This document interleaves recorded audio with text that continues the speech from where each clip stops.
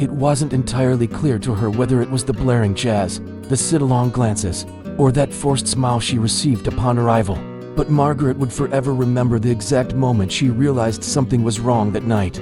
The celebration had been designed to mark the pinnacle of Robert's career, an event that, in theory, was meant to honor decades of shared effort.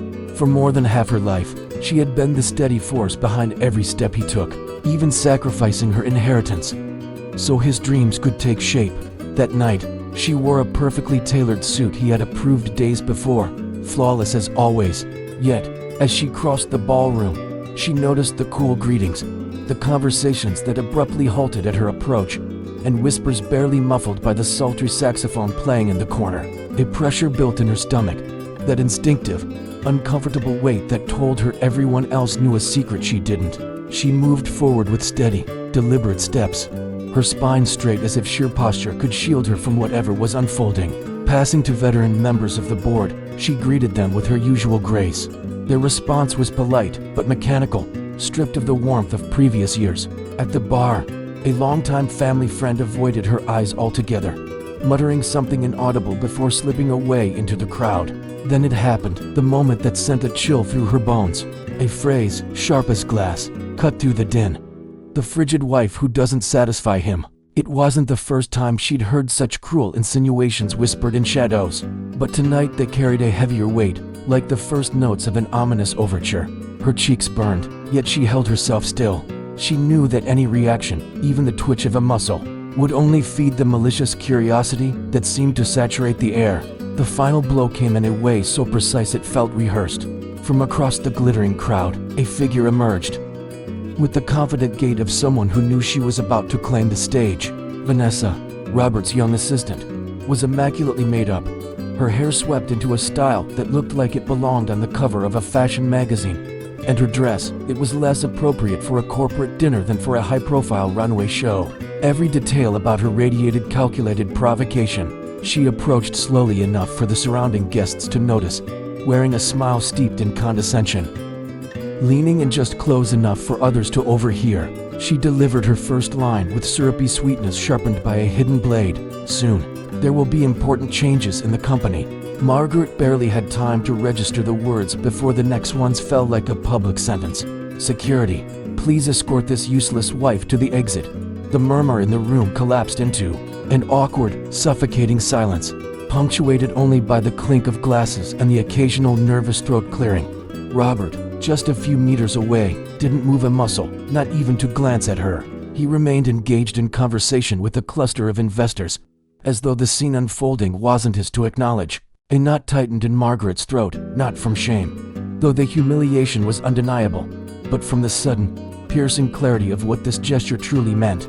There was nothing left to salvage. No veneer of partnership, no shared history, no dignity in pretending otherwise. Under the gaze of those who watched with barely disguised satisfaction, and those frozen in silent disbelief, she walked toward the exit without uttering a single word, each step a quiet severing of ties that had bound her for decades.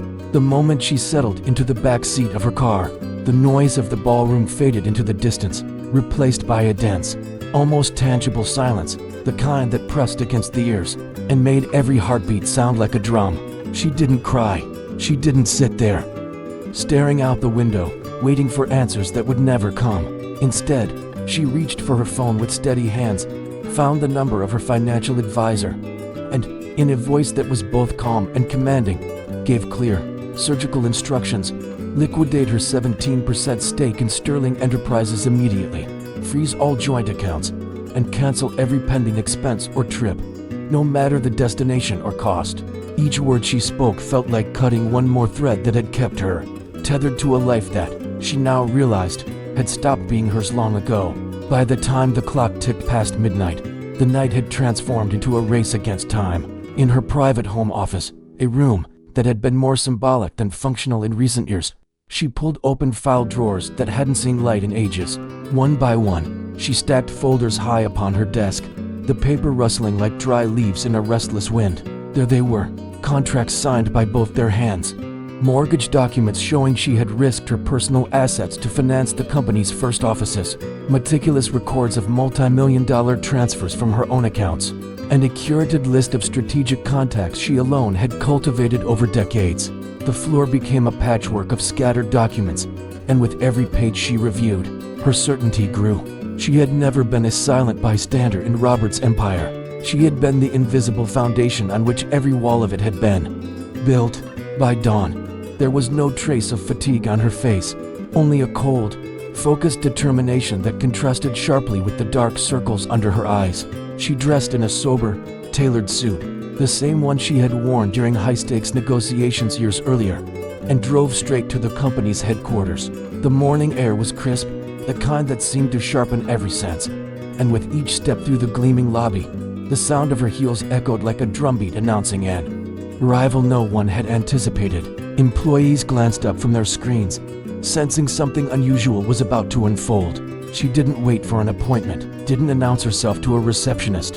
Instead, she strode directly to the boardroom where the entire council was already in session, her presence drawing every eye in the room. She placed a thick folder on the polished table, the sound resonating louder than it should have, and began to speak, not loudly, but with a clarity that compelled attention. Page by page, she revealed the truth. $27 million of her own capital invested directly into the company, not counting the incalculable value of her network, her strategic introductions, and the years of unpaid labor. She traced the company's path back to its beginnings, showing how, without her initial backing, Sterling Enterprises would never have grown beyond a small rented office with second-hand furniture. The tension was palpable. Board members exchanged uneasy glances, realizing the financial bedrock they had taken for granted was about to crack wide open. Robert entered halfway through her presentation, his expression taut, but lacking the unshakable confidence he so often wore like armor. He paused at the doorway, listening just long enough to understand that the narrative was no longer his to control.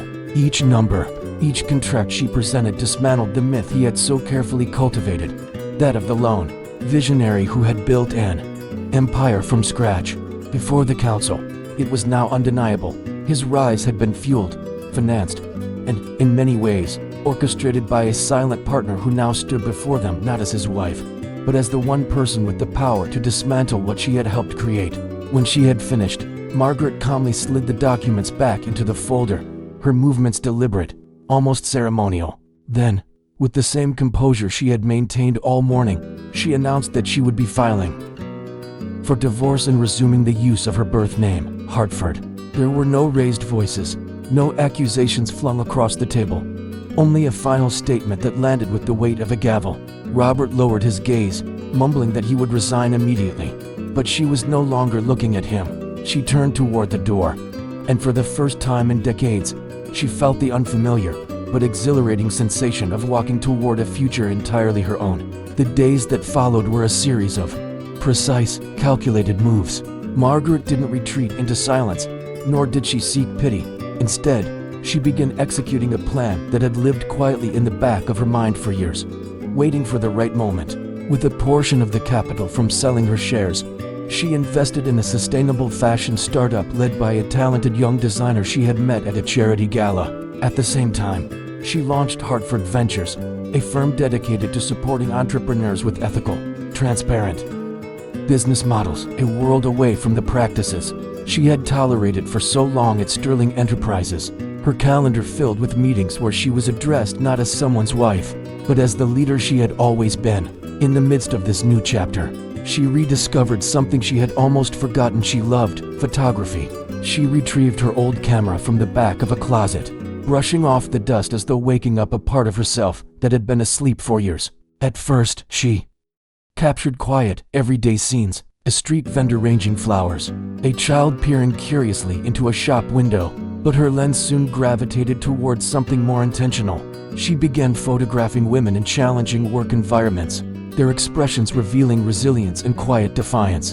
The images, stark and in black and white, struck a chord online. They went viral, resonating with those who recognized the courage in the faces she captured.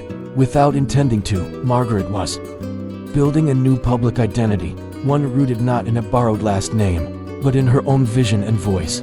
1 year after that night of public humiliation, Margaret stood in the softly lit halls of a downtown gallery, ready to unveil her first photographic exhibition. The walls were lined with powerful portraits of women who, like her, had faced personal and professional upheaval and emerged transformed. Each image was accompanied by a short narrative, written by the subject herself, turning the collection into an intimate, deeply human journey through survival and reinvention. The gallery buzzed with conversation, the air rich with the scent of fresh flowers and the faint hum of jazz in the background. For the first time in decades, Margaret wasn't a silent figure in the corner. She was the focal point, the artist, the storyteller. The opening night felt like a perfect circle closing, as guests stopped before each photograph, reading, pausing, and allowing emotion to settle over them. She moved quietly among them, her presence calm yet unmistakable. Every smile she exchanged was genuine, every handshake an acknowledgement of shared understanding. She knew these images spoke as much about her own journey as they did about the women she had photographed. She no longer sought approval, nor did she fear criticism. She was the author of her own narrative now, of her name, her art, her future. The scars of her past hadn't faded, but they had transformed into something she could carry with pride instead of shame. The reunion with Robert came unexpectedly. Months after the exhibition, she was attending a high-profile business event as an honored guest, invited to speak on female leadership and ethical entrepreneurship. Dressed in a sleek, midnight blue gown that subtly mirrored the authority she now carried, she mingled effortlessly among investors, executives, and innovators. In the middle of a conversation, she noticed him enter the room. There was no familiar pull of mixed pride and tension this time, only a faint curiosity, like glancing at a landmark from a city you once lived in but no longer called home. Robert, for his part, seemed momentarily stunned, as if needing a few seconds to reconcile the confident, smiling woman before him with the one who had walked away without looking back. He approached with measured steps, his politeness stiff and his tone careful. In contrast to the easy authority that radiated from her presence, they exchanged a few formal words, nothing more. Margaret realized her hands weren't trembling, her voice was steady, and there was no trace of the insecurity she once carried like a second skin. There was no hatred, no lingering resentment, only the solid certainty that the chapter had closed long ago. When Robert stepped away, disappearing back into the crowd, she simply turned to rejoin her conversation, her mind already elsewhere. The encounter didn't linger in her thoughts, it was just another moment, fleeting and forgettable. The last shadow from her past appeared in the form of an unexpected message. It was from Vanessa, the same woman who, on that unforgettable night, had ordered her removal from the ballroom in front of 100 watching eyes. But now, the tone was entirely different, a strange mix of apology and thinly veiled desperation. She claimed to be going through a difficult time, hinting at turmoil within the company and suggesting that she no longer had Robert's protection. The words were wrapped in politeness, yet they carried the unmistakable undercurrent of someone fishing for help. Margaret read the message only once. She didn't respond, not even to acknowledge receipt. The simple act of not replying was more liberating than she expected. It was a quiet, private confirmation that she no longer owed anyone from that world a shred of her energy. She felt no need to settle scores, no desire for revenge. The silence she offered Vanessa was not born from cruelty, but from clarity. Compassion has limits, especially for those who once took part in your humiliation. That night, as she set her phone face down on the table and stepped away, Margaret knew she had finally cut the last thread connecting her to a life that no longer had any power over her. Today, Margaret lives entirely on her own terms, in a sunlit house surrounded by gardens she tends with deliberate care. Her days are divided between steering Hartford ventures, preparing new photographic exhibitions, and traveling to deliver talks at universities and business forums. The pressure to prove herself to anyone is gone. Each accomplishment is for her own satisfaction and for the people she chooses to welcome into her life. Old friendships, ones that had been placed on hold during the years her world revolved around Robert's priorities, have been rekindled, adding a quiet warmth to her newly balanced existence. Sometimes, when she looks back, she is struck by how quickly her life pivoted after that one night. A celebration turned into a fracture that set her free. It hadn't just been the end of a marriage, it was the beginning of a life without compromise. built entirely under her own name and by her own decisions. Margaret understands now that her story can be a beacon for other women trapped in relationships where their worth is taken for granted. She doesn't seek recognition, but she has learned that sharing her journey is a way to remind herself and others that invisibility belongs to the past. With time, Margaret learned to savor the small pleasures she had once overlooked. Early morning walks through the city with her camera slung over her shoulder, pausing at a cozy local cafe to answer messages from young entrepreneurs seeking her advice, wandering through open-air art markets, where she discovered unique pieces to bring home. She no longer measured her value by the size of contracts closed or the prestige of guest lists. Instead, it was measured in the calm with which she fell asleep each night and the freedom to choose how and with whom she spent her days. Her inner circle now consists of people who care nothing for who her ex-husband was or the weight of the name she once carried.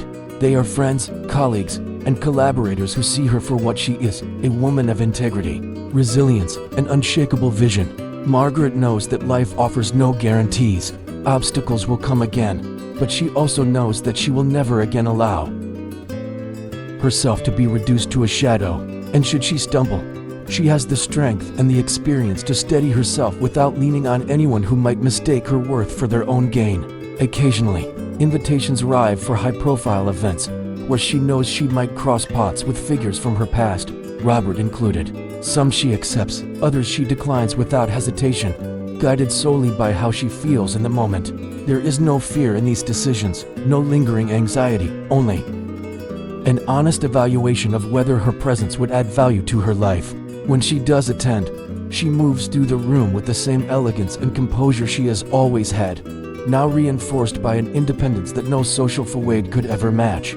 Her presence commands respect, even from those who once underestimated her. Margaret no longer seeks vengeance, nor does she need public acknowledgement of what was done to her. Her life as it stands is the clearest answer to all of it.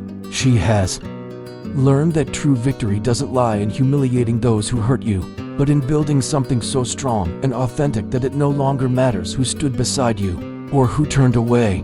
With her camera over her shoulder and a calendar filled with projects she believes in, she knows her story isn't some neatly scripted happy ending. It's a real, ongoing present, earned one deliberate choice at a time, with the unshakable certainty that she will never again be invisible. The greatest lesson Margaret took from it all was that being strong in silence is not enough. For years, she believed that discretion and sacrifice would speak for themselves, that recognition would come naturally to those who quietly gave their all.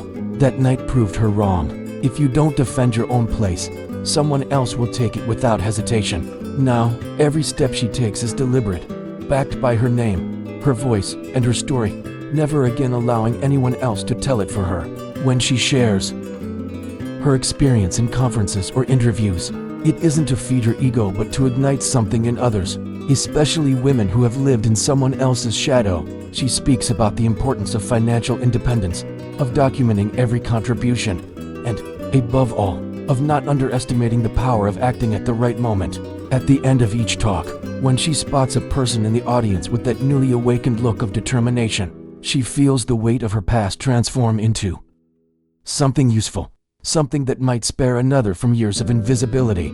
Today, when Margaret looks at the photographs lining the walls of her studio, she sees more than faces.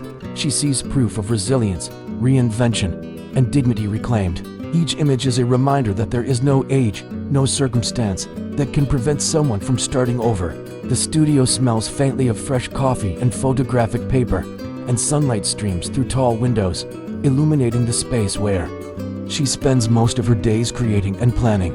Here, far from the noise and the shallow performances that once dictated her life, she has found the peace she was always searching for. She knows the past never fully disappears, but it no longer weighs her down.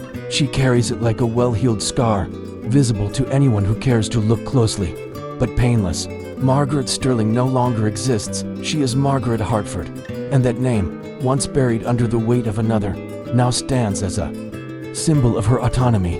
There is no public celebration or headline that could ever match the satisfaction of living, without fear, without dependence on anyone's validation, and with the absolute certainty that her worth will never again be defined by someone else.